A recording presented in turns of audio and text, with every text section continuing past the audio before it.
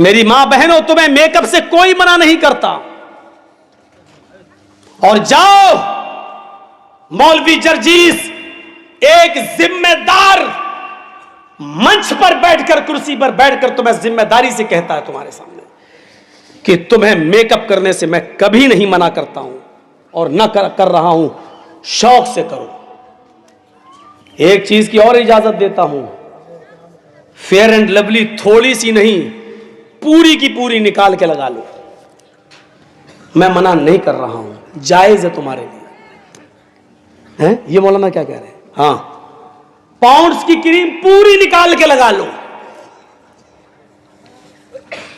कल तक मैंने कहा था लिपस्टिक औरतें नहीं लगाएं, लेकिन सारी कंपनियों ने जिम्मेदारी के साथ यह बयान लिखकर WHO को दे दिया है कि हम लिपस्टिक में खिंजीर की चर्बी, सूअर की चर्बी नहीं मिला रहे हैं। इस बयान के आ जाने के बाद मौलवी जर्जीस अब तुम्हें खुल के इजाजत देता है कि तुम अपने होंठों पर जितनी लिपस्टिक चुपड़ना चाहो चुपड़ो, लेकिन याद रखना, सिर्फ अपने घर के अंदर, अपने शौहर के लिए। समझ रहे हो? अल्लाह के रसूल ने फरमाया कि मर्द की खुशबू वो है जो उड़ती हो और महकती हो, औरत की खुशबू वो है जिसका रंग दिखाई देता हो लेकिन उसकी खुशबू छिपी हुई हो। यानी औरत खुशबू लगाकर, परफ्यूम लगाकर घर से बाहर नहीं निकल सकती, चमेली का तेल लगाकर घर से बाहर नहीं निकल सकती, डाबर आंवला का तेल लगाकर घर से बाहर नहीं निकल सकती, खुशबूदार कोई चीज लगाकर घर से बाहर नहीं, क्योंकि औरत की खुशबू, औरत की जीनत उस खुशबू में है जिसकी खुशबू जाहिर ना होती हो, दूसरे को नहीं लगती हो और उसका रंग जाहिर हो। लिपस्टिक लगाइए, रंग जाहिर है। क्रीम पाउडर लगाइए, पड़ोस की औरत बता देगी आज तो बहुत ज्यादा लगी है, तुम तो काली थी, आज तो हेमा मालिनी लग रही हो। कोई हर्ज की बात नहीं है, खूब लगाओ, मैं मना नहीं कर रहा हूं, लेकिन घर के अंदर औरत की ज़ीनत जाहिर हो जाए, शौहर को उसका रंग जाहिर हो, लिपस्टिक, लेकिन बाहर लगा के नहीं निकल सकती हो। बाहर लगा के निकलोगी तो पता नहीं, पता लगता है जैसे पता नहीं किस मर्द का खून चूस के आ रही है, बाहर नहीं। शौहर घर में है तो शौहर देख रहा है, ज्यादा से ज्यादा इतना सोचेगा कि मेरा खून चूसा, वो तो जिंदगी भर चूसती हो तुम, आज चूस लिया तो क्या हो गया, कोई मसला नहीं। औरत घर में लिपस्टिक भी लगा सकती है, क्रीम पाउडर भी लगा सकती है। जो चीज नहीं लगा सकती या नहीं कर सकती है वो सिर्फ ये है कि औरत अपने सर के बाल नहीं काट सकती है। इतने भी नहीं, इतने भी नहीं। औरत अगर हज करने के लिए गई है या उम्रा करने के लिए गई है तो हज और उम्रे में खाने काबा का तवाफ करने के बाद, सफा और मरवा की सई करने के बाद, जब वो हलाल होगी और ihram की हालत से निकलेगी, तब वो अपने सर के सारे बाल ऐसे, देखिए ये बाल पीछे है ना, पीछे, तो वो ऐसे ऐसे करके सारे बालों को आगे कर लेगी औरत, ऐसे करके यहां आगे, और आगे बाल करके एक उंगल अपने लपेटेगी ऐसे नीचे से, एक उंगल बस यहां तक लिपट जाए, ऐसे करके ये बस इतना, और इस उंगली में जितने भी बाल लिपट जाएंगे उसके पीछे से ऐसे करके, और नीचे से एक उंगल बाल, इतने वहां से उसको काट दिया जाएगा, इतना बस। हज के मैदान में सफा मरवा के चक्कर के बाद भी औरत को एक उंगल से ज्यादा बाल काटने की इजाजत मोहम्मद रसूलुल्लाह ने नहीं दी है। कैसे माँ बाप हो, कैसे सरप्रस्त हो जो अपनी बेटियों को ब्यूटी पार्लर पर जाकर खुलेआम आधे आधे सर के बाल काटने की इजाजत दे रहे हो। हराम है औरतों का अपने सर के बालों को काटना। नकली बाल लगाना यह भी हराम है, जिसको हम कह सकते विग इस्तेमाल करना भी हराम है औरत की। कुछ मौलाना लोग बाल को काटने की इजाजत देते हैं, क्या कहते हैं अल्लाह के रसूल सल्लल्लाहु अलैहि वसल्लम की बीवियों ने, कुछ बीवियों ने भी अपने सर के बाल कटाए थे, बेशक कटाए थे। मौलवी जर्जीस इस बात को मानता है कि अल्लाह के रसूल सल्लल्लाहु अलैहि वसल्लम की कुछ बीवियों ने अपने सर के बहुत से यानी आधे से ज्यादा आधे बाल कटाए थे। मैं मानता हूं इस बात को, हदीस है, सही है, लेकिन आपको यह भी जानना चाहिए कि अल्लाह के रसूल की उन बीवियों ने वो सर के बाल कब कटाए थे।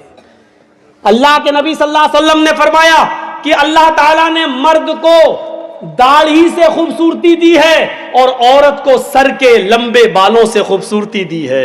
औरत की जीनत उसके सर के बाल है और मर्द की जीनत दाढ़ी है, दाढ़ी है। तो जो औरत की खूबसूरती हो उसको काटने की इजाजत अल्लाह ताला कैसे दे देगा? नहीं देगा।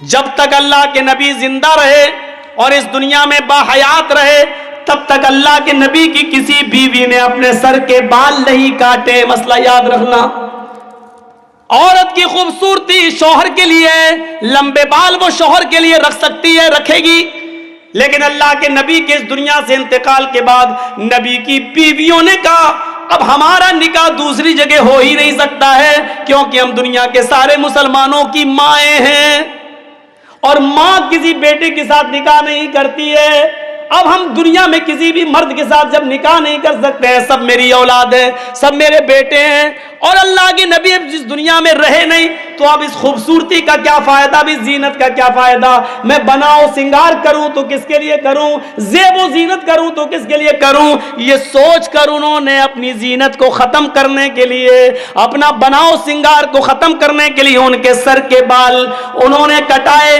इसी तरीके से आज भी जो औरत शादीशुदा नहीं है या शादी नहीं करना चाह रही है या उसने इरादा कर लिया कि हम शादी नहीं करेंगे, या जिसका शौहर इंतकाल कर गया है, अब वो किसके लिए बनाओ सिंगार करे? तो वो अपने सर के बाल काट सकती है। ज़ेबो जीनत वो किसी के लिए इख्तियार न करे, वो कर सकती है, लेकिन अगर उसका इरादा ये है अभी नहीं, अभी तो मेरे शौहर का इंतकाल हुआ है, 2-4 साल के बाद मैं दूसरा निकाह कर लूंगी, तो फिर निकाह का इरादा हो तो फिर वो सर के बाल नहीं काट सकती है। औरत के लिए सर के बाल काटना जायज नहीं है, विग लगाना जायज नहीं है, नकली बाल जोड़ना जायज नहीं है। अपने सर के लंबे बालों की चोटी बना सकती है, उसकी चोटी बनाना जायज है, लेकिन माफ कीजिएगा सर के सारे बाल को इकट्ठा करके गोल बनाकर अपने सर पर रख लेना ये जायज नहीं है। घर के अंदर कर सकती है, घर के बाहर जूड़ा बनाकर बाल लपेट कर और इधर इकट्ठा कर लेना, क्लिप लगा लेती हैं और इतना ऊंचा कर लेती है, लग रहा है जैसे कुतुब मीनार अपने सर पे खड़ी कर दी इसने, या ऐसा लगता है जैसे टिल्लू पंप रख दिया हो मोटर। ये जायज नहीं है। लेकिन हाँ अपने घर के अंदर है, गर्मी लगती है औरतों को, क्या करें, घर के अंदर ठीक है, शौहर के लिए ठीक है, लेकिन घर के बाहर जा रही है तो फिर वो जूड़ा अपने सर के सारे बाल सर पर एक जगह इकट्ठा करके क्लिप लगा के नहीं जा सकती है। औरत के लिए बजने वाली, खनकने वाली कोई चीज पहनकर घर से बाहर निकलना जायज नहीं है। न वो चूड़ियां पहनकर निकल सकती है, न वो पैरों की पायलों पाजेब पहनकर घर से बाहर निकल सकती है। हाँ सुन लो मेरी माँ बहनों, ऊंची एड़ी की चप्पल पहनकर भी, ऊंचे हिल की चप्पल पहनकर भी तुम घर से बाहर नहीं निकल सकती हो, तुम्हारे लिए जायज नहीं है, क्योंकि वो भी बचती है। जब तुम ऊंचे हिल की चप्पल पहनकर निकलती हो तो वो सीमेंट की बनी हुई सड़कों पर आवाज करती है, खट खट खट, वो इधर आवाज करती है खट खट खट, उधर नौजवानों के दिल धड़कते धक धक धक, सुनना पड़ेगा। ये बेहयाई तुम्हारी तरफ से आ रही है। बचने वाली कोई भी चीज औरत घर से बाहर पहन कर नहीं निकल सकती है। हाँ ये वो अहसनत फरजहा, अपनी शर्मगाह की हिफाजत करो, यानी मोटा लिबास पहनो, अच्छा लिबास पहनो, जिस्म का कोई हिस्सा नुमाया नहीं होना चाहिए। और शर्मगाह की हिफाजत शौहर के अलावा कहीं और नहीं। और चौथी चीज वह अताअत बालहा, और अपने शौहर की इताअत करो, अपने शौहर की फर्मा बरदारी करो, अपने शौहर की इताअत करो, उसमें कमी नहीं होनी चाहिए शौहर की इताअत में। एक और मसला बता दो, शौहर की इताअत में कमी नहीं होनी चाहिए, लेकिन शौहर को भी नहीं चाहिए कि वो जबरदस्ती अपनी बीवी से कहे ये मेरे कपड़े हैं, चलो ठीक है तुम्हारे कपड़े धो देगी, ये मेरी मां के कपड़े हैं इसको भी धुलो, ये मेरे बाप के कपड़े हैं इसको भी धुलो, ये मेरी बहन के कपड़े हैं, नंद तुम्हारी नंद इसके भी धुल दो। आप ये जबरदस्ती नहीं कर सकते हैं, आपकी बीवी है वो नौकरानी नहीं है। प्यार से चाहो तो सब कुछ काम ले सकते हो। देखो मेरी भी, तुम तो जानती हो मेरी माँ का मेरे अलावा कोई नहीं है। ऐसा है ना कि मेरी माँ तुम्हारी माँ जैसी है, तुम्हारी माँ कभी बीमार होगी तो हम भी उसको ले जाएंगे। प्यार से तुम जो काम लेना चाहो ले लो, लेकिन शरीयत का हुक्म नहीं है कि वो तुम्हारे बाप के कपड़े धोए, तुम्हारी माँ के कपड़े धोए। शरीयत का तो यह भी हुक्म नहीं है कि वो तुम्हारे बच्चे को दूध पिलाए। बच्चा तुम्हारा है, दूध पिलाती है तो ये उसका रहमो करम है। अगर वो दूध पिलाने की उजरत और पैसा मांगे तो तुम्हें देना पड़ेगा। हाँ मौलाना साहब ये मत बताओ, क्यों डर लग रहा है? क्यों? अरे आप तो बड़े बहादुर हो, आप तो भिखमंगनी गाड़ी पर जो मिली है यामा और हीरो होंडा, उस पर साड़ी पहनाकर नई नवेली और उल्टा बीवी को मोटरसाइकिल पे बिठा के चलते हो, लिपस्टिक लगवा के और दिखाते हो कि देखो ये मेरी बीवी माशाल्लाह कितनी खूबसूरत है देखो, और बाद में चर्चे होते रहे फला की बीवी कितनी खूबसूरत। ये तो तुमने दिन दिखाए हैं ना, तुमने ये दिन दिखाए हैं। अब वो शादियों में अच्छे कपड़े पहन के जा रही है तो तुम्हें बुरा क्यों लग रहा है? लेके तो तुम गए हो। मेरी बहनों एक नसीहत तुम्हारे लिए भी सुनो, अक्सर शिकायतें सुनने में आती है, क्या मेरा शौहर 12 बजे रात में घर आता है, मेरा शौहर 1 बजे रात में घर आता है। हाँ बहुत गलत करता है, नहीं आना चाहिए। लेकिन एक बात सुन ले, तुम्हारे लिए कह रहा हूं मेरी मां बहनों, जो औरत अपने घर में अपने शौहर के लिए बन सवर कर नहीं रहती है, मगरिब की अजान के बाद अच्छा कपड़ा नहीं पहनती है, ज़ेबो ज़ीनत अख्तियार नहीं करती है, मेकअप अच्छा नहीं करती है, अपने जिस्म पर खुशबू नहीं लगाती है, अच्छे कपड़े नहीं पहनती है, अपने शौहर के लिए बन सवर कर तैयार नहीं होती है, अगर ऐसा नहीं करती है तो उस औरत को यह कहने का और इस शिकायत का कोई अधिकार नहीं है, कोई हक नहीं है कि वो 12 बजे आता और 1 बजे आता है। क्या करेगा कि तुम्हारे पसीने की बदबू सूंघेगा? क्या करेगा कि वो तुम्हारे लिए? मगरिब के बाद तुम्हारे घर में बैठ के क्या करेगा? तुम्हारी लंतरानी सुनेगा वो? हाँ तुम्हें शिकायत का पूरा हक है। जब मगरिब के बाद मुंह हाथ धुलकर मेकअप करके लिपस्टिक लगा के क्रीम पाउडर लगा के नहीं चुपड़ के अच्छे कपड़े पहनकर तुम रेडी रहो और अपने शौहर को 10 बार फोन करो, कहाँ हो, जल्दी आओ ना, मैं सो जाऊंगी फिर आओगे। 10 बार फोन करो, बुलाओ, फिर तुम्हें शिकायत का हक है कि मेरा शौहर मेरे पास नहीं आता है। रहोगी घर में भंगन बनकर, फिर वो आएगा रात के, क्या करेगा वो आकर? फिर तो वो उसी ऑफिस वाली के पास बैठेगा जिस ऑफिस में उसके साथ काम करता है, क्योंकि वो उसके लिए बंठन कर बैठी हुई है। अगर रात में कोई शौहर 1 और 2 बजे तुम्हारे घर आ रहा है तो इसकी जिम्मेदार भी तुम हो। तुमने कैसे उसको इतनी आजादी दी है? तुम्हारे प्यार में कोई कमी जरूर है, तुम्हारे मेकअप और ज़ेब और जीनत में कोई कमी जरूर रह गई है, वरना वो मगरिब के बाद घर छोड़ के जाता कैसे है समझ में नहीं आता मुझे।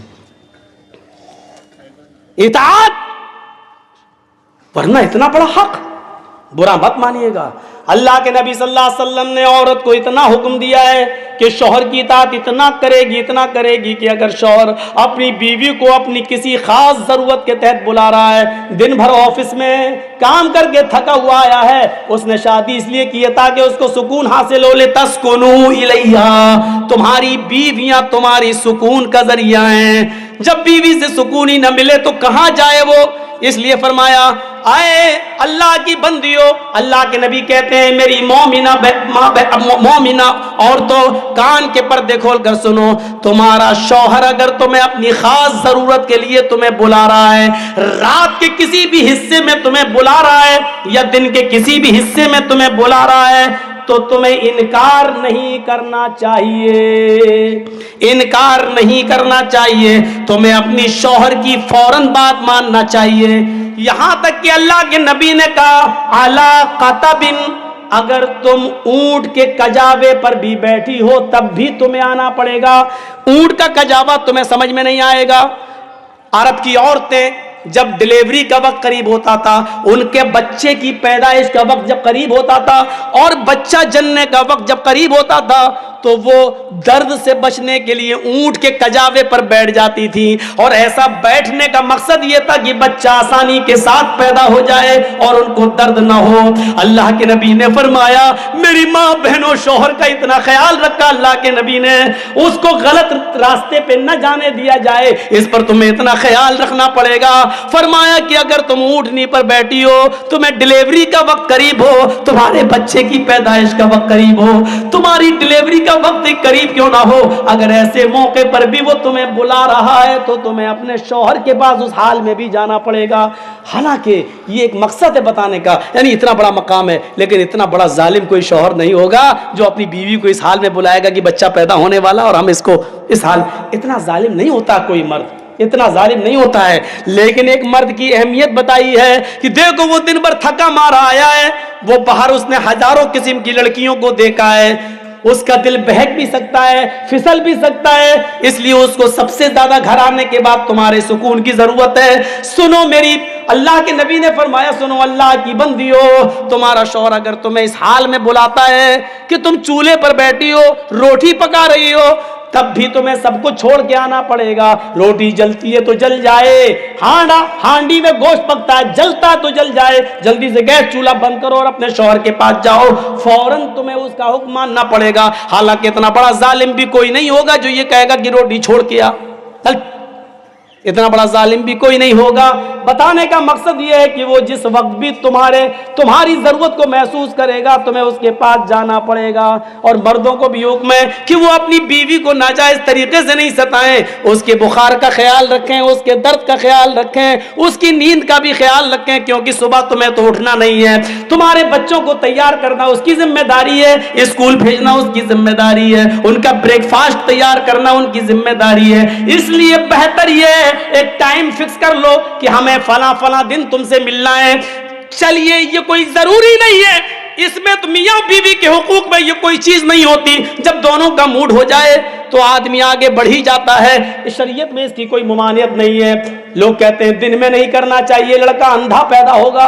ये तुम अपने बाप दादा की हदीसें अपने पास रखो और अपनी जेब में रखो। अल्लाह के रसूल ने तो औरत को हुक्म दिया है कि नफली रोजा तुम अपने शौहर की इजाजत के बगैर नहीं रख सकती हो सकता है कि दिन में तुम्हारे शौहर को तुम्हारी जरूरत पड़ जाए और तुम कह दो मैं रोजे से हूं, और उसके दिल में आग लग जाए, फिर वो गलत रास्ते तलाश करता फिरे। इसका मतलब ये हुआ कि दिन के भी किसी हिस्से में शौहर अपनी बीवी से हम बिस्तरी कर सकता है। कल ये ना हो चाहे कि होटलों में बैठ के मौलाना बड़ा बदतमीज था, कैसी कैसी बातें कर गया। ये दीन का एक हिस्सा थी, मैं बता रहा हूं आपको। तो अताअत बाला, अपने शौहर की इताअत करो। इसमें अब तो पर्चा जेब में रखना पड़ेगा, टाइम। अब एक दो बातें और सुन लीजिए, बड़ी दिलचस्प बात है। तो चार चीजें हो गई, 5 वक्त की नमाज पढ़ती हो, रमजान के पूरे रोजे रखती हो, अपनी सतर की और शर्मगाह की हिफाजत करती हो और अपनी शौहर की इताअत और फरमाबरदारी करती हो। ये 4 काम जो औरत कर ले क्या होगा? फलतदखुल मिन अय्यि अब्वाबिल जन्नति शाअत, ये जन्नत के जिस दरवाजे से दाखिल होना चाहे हो जाए। अल्लाह के फरिश्ते खड़े होंगे, हाय औरत 8 दरवाजे खुले, जा जिस दरवाजे से जाना चाहे चली जा। ये है औरत को जन्नत का सर्टिफिकेट। एक दूसरी हदीस में अल्लाह के नबी ने फरमाया, जिसकी 3 बेटियां होंगी या 3 बहनें होंगी, बहनें यानी बाप का इंतकाल हो गया तो बहनों का जिम्मेदार भी तो भाई हो गया ना, तो जिसकी 3 बेटियां या जिसकी 3 बहनें हो और बाप का इंतकाल हो गया हो, और बहनें उसकी निगरानी में हो, तो जिसकी 3 बेटियां या 3 बहनें हो और उसने उनको पढ़ाया हो, लिखाया हो, अच्छा अदब सिखाया हो और अच्छी तालीम दी हो और उसके बाद उन तीनों का निकाह कर दिया हो, उन तीनों की शादी करा दी हो, दीनदार घराने में उनका घर बसवा दिया हो, तो उन तीनों का निकाह करा के उनका घर बसाने वाला, उन बहनों और बेटियों का घर बसाने वाला जन्नत में मेरा पड़ोसी बनकर रहेगा। कहाँ रहेगा? जन्नत में मेरा पड़ोसी बनकर रहेगा। अल्लाह के नबी सल्लल्लाहु अलैहि वसल्लम के पास बहुत सा माल आया, सहाबा किराम मस्जिद में पहुंच गए, ये माल तो सब में तकसीम होगा। तो फजर की नमाज से पहले अल्लाह के रसूल सल्लल्लाहु अलैहि वसल्लम मस्जिद में पहुंचे तो देखा सहाबा मस्जिद में पहले ही पहुंच गए। अभी आसान होती थी तब आते थे, आज तो ये पहले ही आ गए। तो अल्लाह के रसूल ने फरमाया, लगता है शायद तुम्हें खबर मिल गई कि आज माल तकसीम होगा। बहरैन से माल आया था, बहुत माल, तो सब सहाबा में बंटना था। तो सहाबा ने कहा, हाँ अल्लाह के रसूल, माल आया, मेरी बीवी ने भी चूल्हा संभाल लिया है, क्योंकि इस माल में मेरा भी हिस्सा है, आज मेरे घर में भी चूल्हा जलेगा। हजरत आयशा ने 15 दिन चूल्हा नहीं जला उनके घर, आयशा ने चूल्हा संभाल लिया। अल्लाह के रसूल, आज तो कुछ मिलेगा? हाँ आज गोश्त पकेगा हमारे घर, तुम चूल्हा संभाल लो, लकड़ियां रख लो, चूल्हा पोत लो। फजर की नमाज के बाद माल तकसीम करना शुरू कर दिया। तकरीबन 11 बज गए, यानी जवाल का टाइम हो गया, तब तक माल बांटते रहे अल्लाह के रसूल और सबको दे दिया। अल्लाह के रसूल के हिस्से में भी 2 थैले आ गए, 2 थैला भर के माल। सब लोग जा चुके, अल्लाह के रसूल अपने 2 थैले लेकर जैसे ही घर की तरफ बढ़ते हैं, मस्जिद से बाहर निकलते हैं, घर की तरफ जा रहे हैं, तो आपका रास्ता 2 यतीम बच्चों ने रोक लिया। एक की उम्र 7 साल, एक की उम्र 9 साल। एक ने दायां थैला पकड़ लिया, एक ने बायां थैला पकड़ लिया। एक ने कहा, अल्लाह के रसूल मेरी मां नहीं है।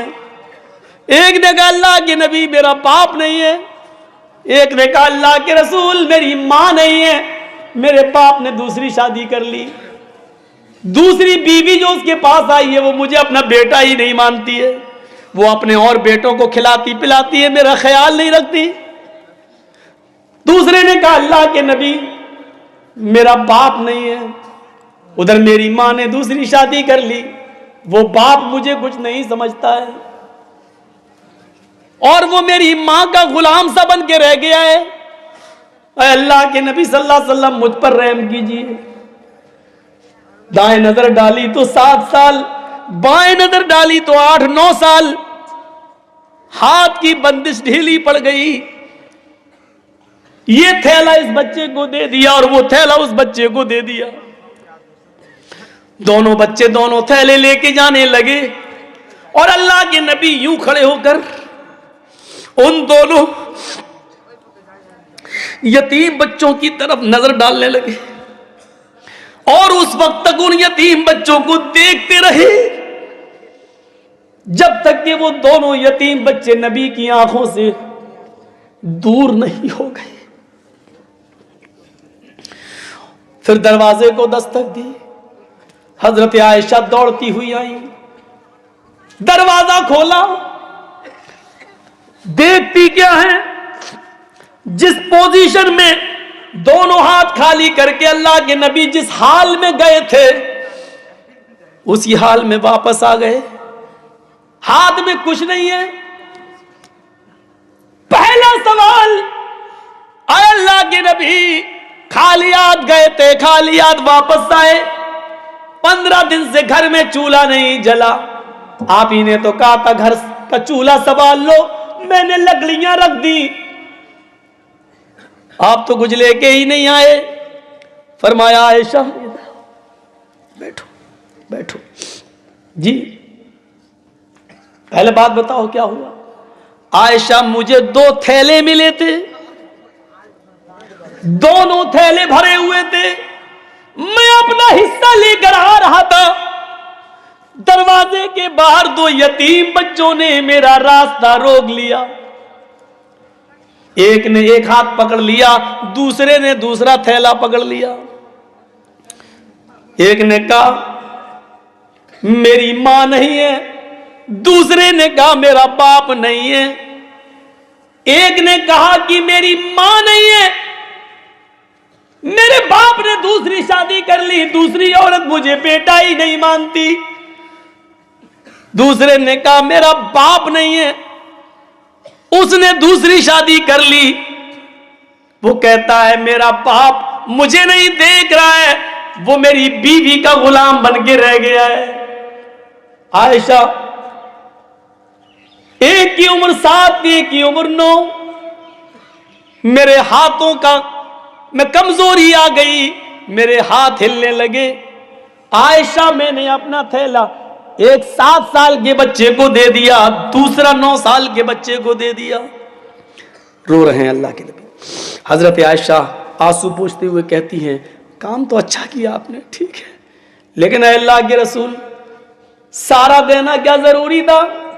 सारा ही दे देते, लेकिन इतना तो दोनों थैलों में से निकाल लेते कि 2 मुट्ठी इसमें से 2 मुट्ठी उसमें से, और फिर सब दे देते कि आज मेरे घर में भी चूल्हा जल जाता। अल्लाह के नबी कहते हैं, आयशा मैंने यही सोचा कि थोड़ा सा निकाल लूं, लेकिन जब उसका मुंह खोलने लगा तो उन दोनों यतीम बच्चों के चेहरे को देखकर मैंने कहा, इन 2 मुट्ठी में हो क्या जाएगा, हम तो किसी तरह रह लेंगे, लेकिन इन यतीम बच्चों के माल में मैं कमी क्यों करूं? मैंने दोनों दे दिया। आयशा, यतीमी का दर्द क्या होता है ये तुम नहीं जानती हो, मैं जानता हूं। आयशा, तुम्हारे बाप अबू बकर तो आज भी जिंदा हैं, तुम्हारी माँ तो आज भी जिंदा है, तुम्हें क्या मालूम यतीमी क्या होती है? और उसके बाद आपने कहा, आयशा यतीमी का दर्द मोहम्मद से पूछो, मुझसे पूछो। जब घर में पैदा हुआ आमीना के पेट से, अपनी माँ के पेट से जब बाहर आया तो मेरे बाप मेरे पैदा होने से 2 महीने पहले गुजर गए। आयशा, जब मेरी माँ 6 साल की उम्र में मुझे मेरे बाप की कब्र पे ले गई और पहली बार मैंने अपने बाप की कब्र को करीब से देखा, उस वक्त मैं जानता नहीं था, इतना जानता था कि इस कब्र में जो सो रहा है वो कभी उठेगा नहीं, लेकिन कभी उठेगा जब मुलाकात होगी। मेरी मां मुझे मेरे बाप की कब्र दिखा रही थी, मैं अपने बाप की कब्र को गौर से देख रहा था और रो रहा था। पीछे मैंने पलट के देखा तो मेरी मां बेहोश पड़ी थी। मैंने हाथ पैर चलाए तो देखता हूं कि उसकी रूह निकल चुकी है। बाप की कब्र के ऊपर, बाप की कब्र को देखते देखते, बाप के सदमे में रोते रोते उसी कब्र के पास मकाम अबवा में मैंने अपनी मां को भी खो दिया। 6 साल की उम्र में मेरी मां भी मुझे छोड़ के चली गई। मैं 8 साल का हुआ तो मेरे दादा भी मुझे छोड़ के अब्दुल मुत्तलिब चले गए। यतीमी का सफर मैंने तय किया है, यतीमी का दर्द मैं जानता हूं कि क्या होता है, तुम्हें नहीं मालूम। आयशा, देखो ज़ोहर की अज़ान की आवाज आ रही है, अब मुझे मस्जिद में जाने दो। अल्लाह के नबी ज़ोहर की नमाज पढ़ने के लिए मस्जिद में जा रहे हैं।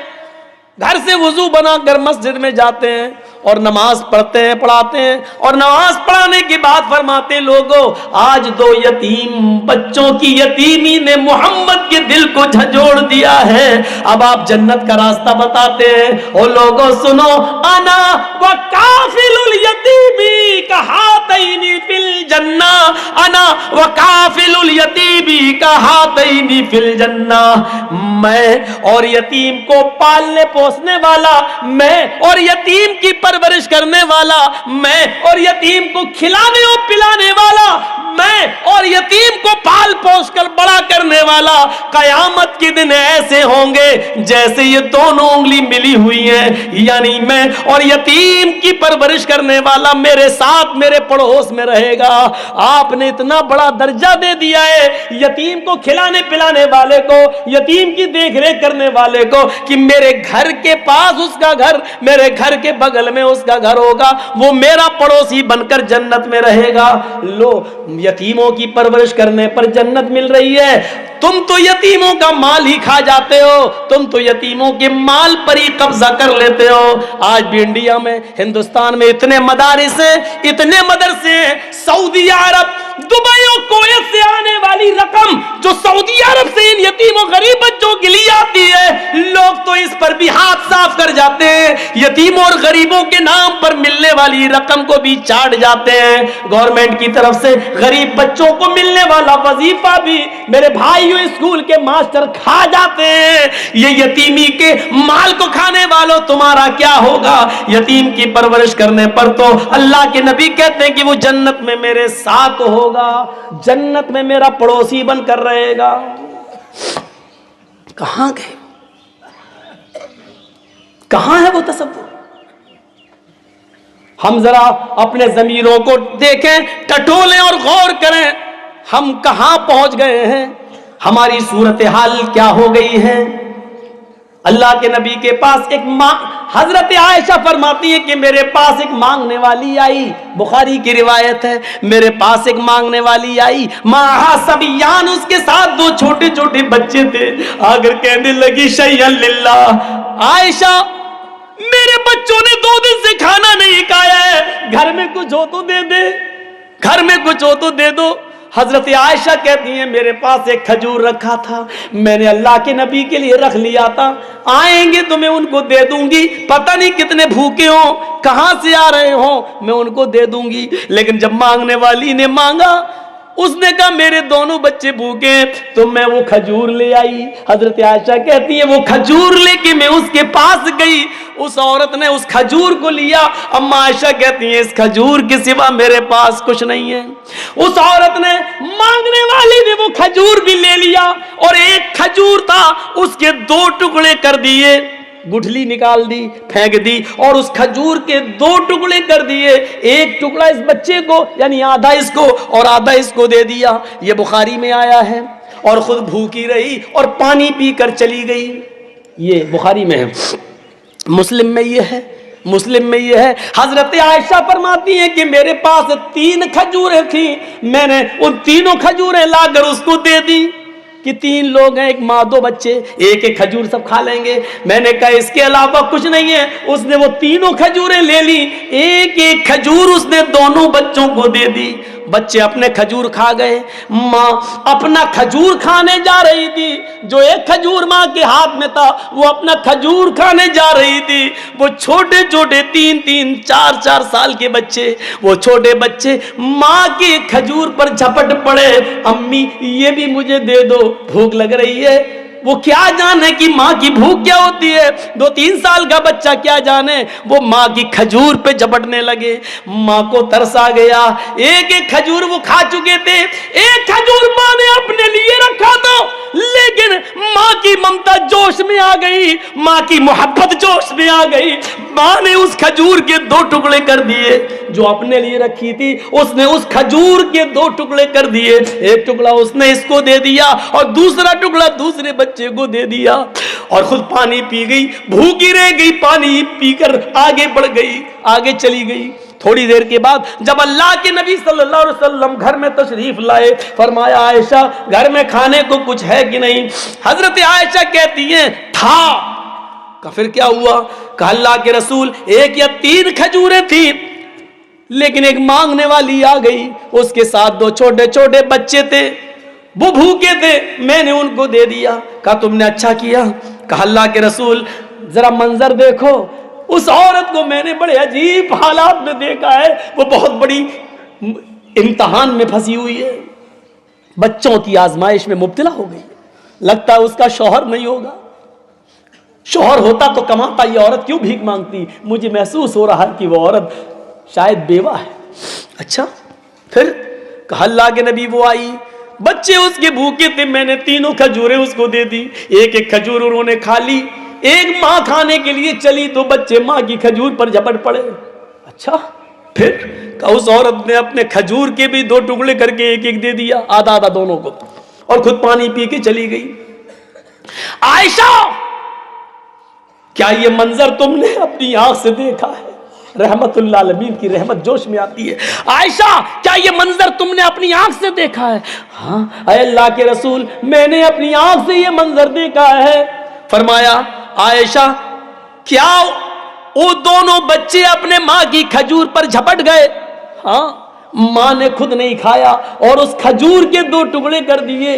हाँ, अपनी आंख से देखा। हाँ आयशा, कयामत के दिन तुम्हें गवाही देना पड़ेगी।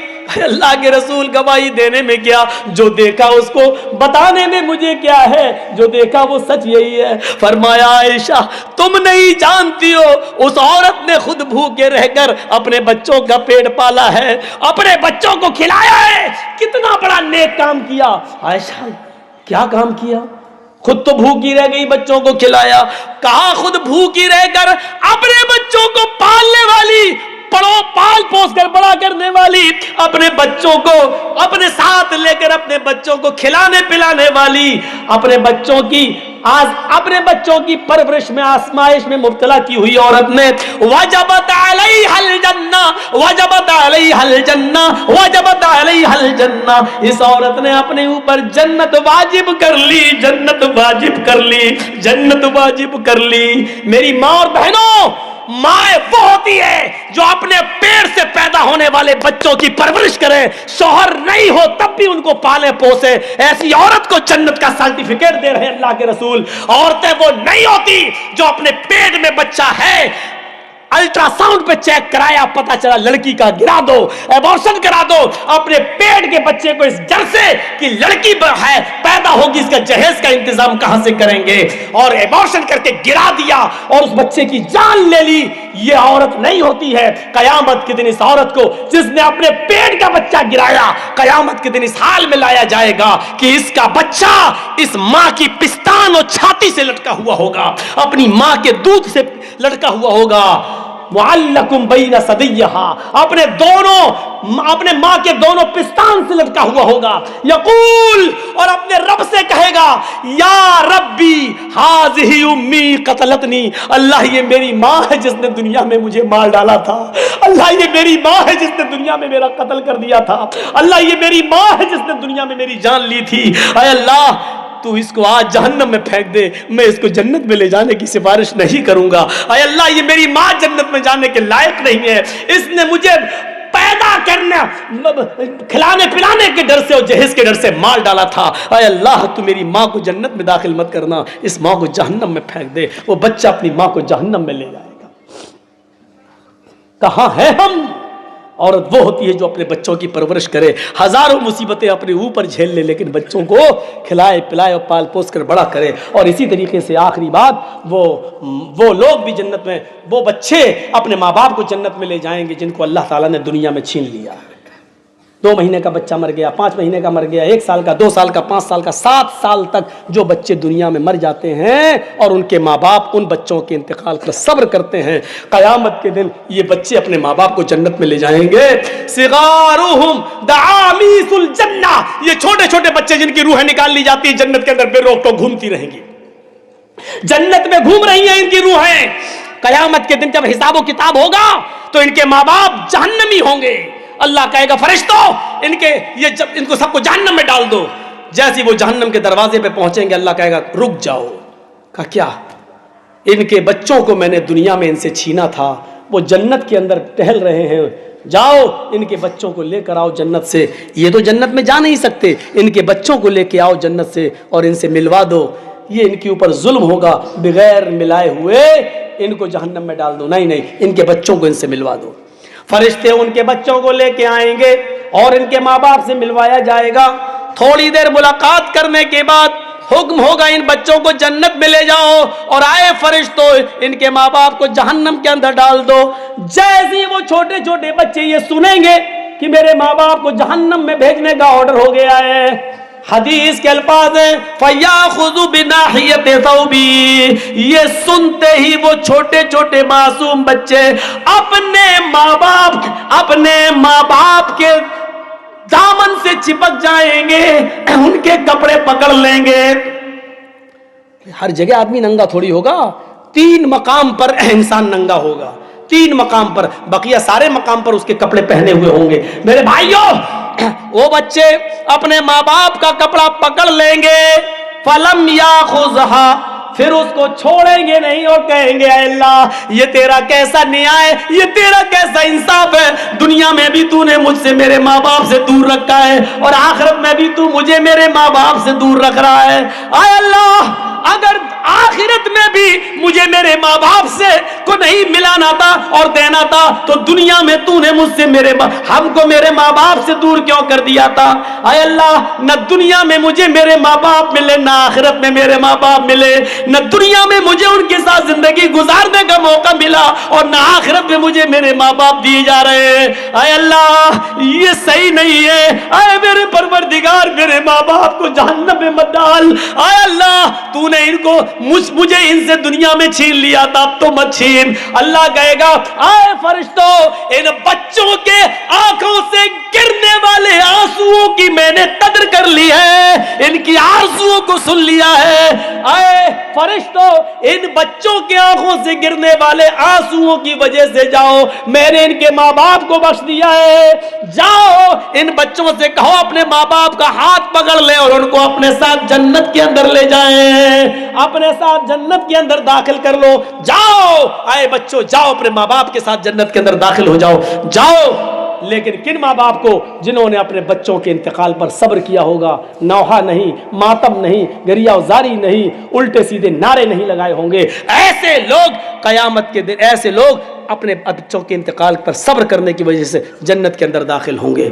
मेरे भाइयों, चंद 2 घंटे से ऊपर, तकरीबन 2.5 घंटे मैंने आपके सामने जो कुछ भी बोला जन्नत में जाने के रास्ते, इन रास्तों को अपनाइए, अपने अंदर पैदा करिए और जन्नत में आसानी के साथ दाखिल हो जाइए। ये जन्नत में जाने के रास्ते हैं। अल्लाह ताला से दुआ करता हूँ कि बारे अल्लाह हमारी खताओं को माफ़ फरमा दे, हमारे गुनाहों को बख्श दे, हम जमीया मुसलमानों पर रहम फरमा। इलाहुल आलमीन, हम तुझसे दुआ करते हैं कि जन्नत में जाने वाले रास्ते हमारे लिए और आसान कर दे और हमें जन्नत में जाने वाले रास्तों पर चलने की तौफीक अता फरमा। ऐ अल्लाह, जो बीमार है उनको शिफाए कामिला और आजिला अता फरमा, जो हॉस्पिटल्स में एडमिट है उनकी दवाओं में सेहत तंदुरुस्ती कुट-कुट के भर दे। अल्लाह, जो लोग तेरी रहमत को जा चुके उनकी कब्रों को नूर से भर दे और जब तक तू हमें जिंदा रख, इस्लाम पर जिंदा रखना, जब हमारा खात्मा हो तो ईमान पर हमारा खात्मा फरमाना। वमा अलैना इल्लल बलागुल मुबीन व आखिरु दअवाना अनिल हम्दुलिल्लाहि रब्बिल आलमीन। अस्सलामु अलैकुम व रहमतुल्लाहि व बरकातुहू। जाते जाते आपसे फिर गुजारिश, जिस मदरसे के लिए